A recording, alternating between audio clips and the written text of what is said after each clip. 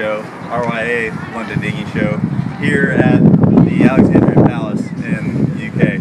It's the biggest dinghy show in the world, and they estimate thousands of youth are here. We've seen tons of them. So we're going to go inside and show you some of our favorite stuff. We're here at Gill and talking with Mr. Nick Gill, celebrating their 40th anniversary this year. And they've got a start watch, which a lot of you guys are probably familiar with. And what's new for this year is now we've got some gigantic numbers, which help a lot. And my favorite thing, you'll see right here, it's counting down. My favorite new feature, I was always afraid of knocking this thing out of the housing, and this watch, it can be mounted to a deck or to a mast or anything else, as well as worn on your wrist. But if you look real careful here, there's actually a groove in it that is new to this model, and if you line up the groove, the watch will come loose, but if you don't, it won't fall out on you, so you don't have to be worried about getting caught up in the sheets and wrapped up in the kite and losing your watch. Everything will stay right with you. Very cool product, and just another one of those new innovations from Gill. So we're over at Gill, and here's a couple of neat things. This is probably my favorite that I didn't know existed 10 minutes ago. And this is a boot that has no fasteners on it, but a very thin sole, which is great for kiteboarding, windsurfing, or if you're a dinghy sailor and you really want to feel the boat. But make sure you hike off your toes, because this is all soft neoprene. They've also got this new boot, which is great for sport boat sailing, and it's insulated. It gives you a little bit more support, it sounds like, than a traditional shoe with the low top. David Banks at Banks Sails, and we're checking out a new trapeze harness system that's made with the ball connection, which we saw a few years ago but has kind of gone recluse. And now they've got a harness that connects directly to that, and really clean fitting, which is cool if you're a multi-hull sailor or a skiff guy. You can see right there that the part is integrated right to the harness, so there's no extra webbing, there's no extra welding or steel parts anywhere nearby, which is cool. Just bolted onto our straight onto the harness, exactly the same as our normal hooks. And this is just fitted instead of a normal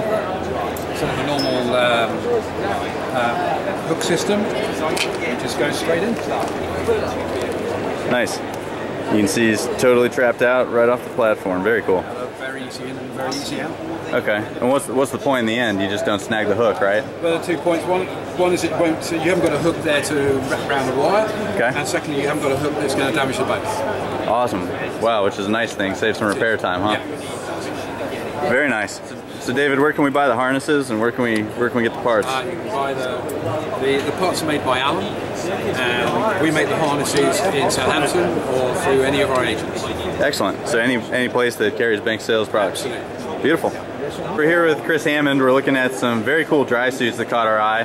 And Chris, you're the guy to tell us about them. Okay, this is our HS suit, half neoprene, half tri-laminate. We were originally asked to make this suit years and years ago for slalom water skiers who didn't like the flappy dry suit around their legs. I see. We've since adapted it for dinghy sailing, kite surfing, kayaking, and this is the guys you can see it today. 3mm neoprene bottom half, with reinforced seat and reinforced knees. We then join it to the top half with a waistband, and it's a standard top half in a tri-laminate fabric. Choice of colours, you can also have it in breathable. My opinion on breathable is not like everybody else. Breathable won't last with this non-breathable world. You can then have neoprene seals or latex.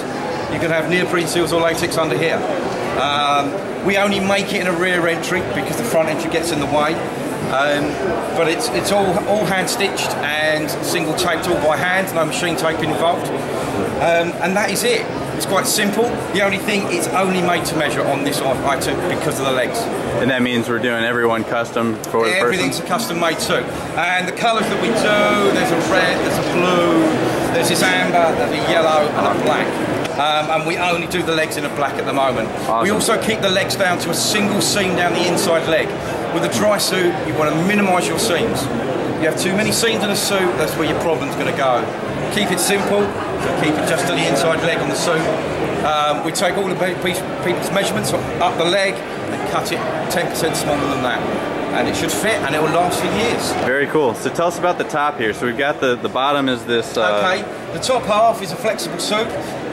It's cut with more room in the back of the suit than there is in the front, because our arms are out the front. And it's just made from a 3-layer fabric. The standard 3-layer fabric will work and it will last. The key thing about making a suit robust is something that's you're going to keep for years.